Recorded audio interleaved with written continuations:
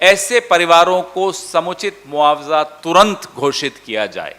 हमको तो हैरानी है कि अब तक क्यों नहीं घोषित किया गया, क्योंकि आपकी गलती से यह हुआ है, सरकार की गलती, सरकार की मिलीभगत, सरकार की जानकारी, सरकार की निगरानी, सरकार के प्राश्रय से यह हुआ है।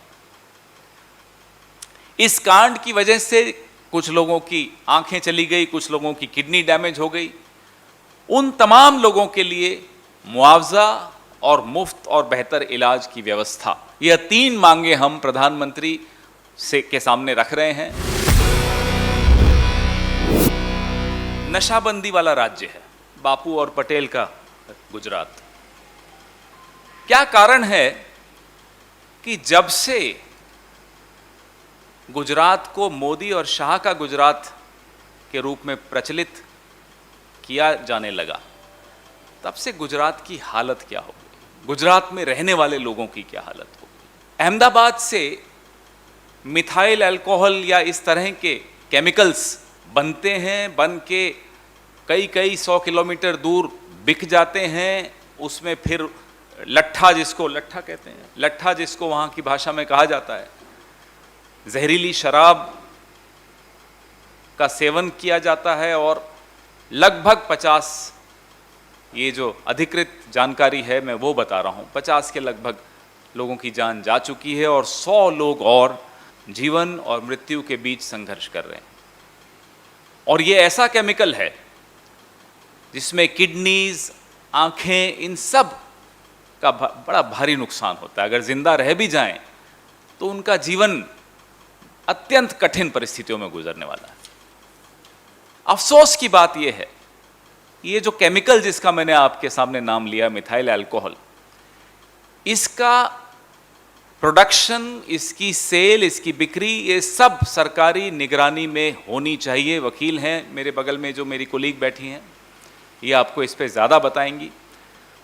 बावजूद इसके सरेआम इसकी बिक्री हो रही है, सरेआम इसका सेवन हो रहा है और लोग मौत का शिकार हो रहे हैं।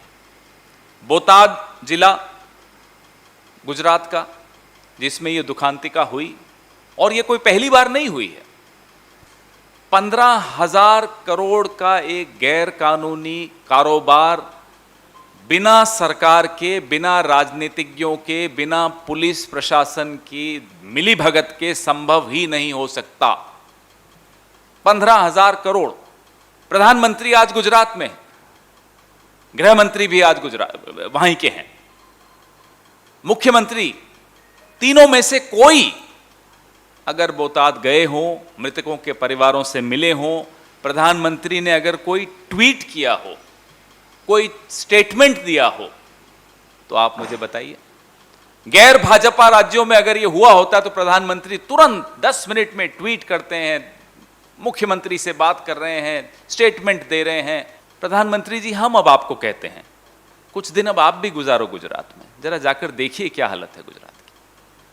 आपने मुख्यमंत्री बदला, तमाम मंत्री बदल दिए, जिस ढर्रे पर आप गुजरात को छोड़कर गए थे उसी ढर्रे पर आज भी गुजरात चल रहा है। लोग मर रहे हैं, नकली और जहरीली शराब का सेवन कर रहे हैं। सरकार आंखें मूंद कर, जानबूझकर आंखें मूंद कर बैठी हुई है।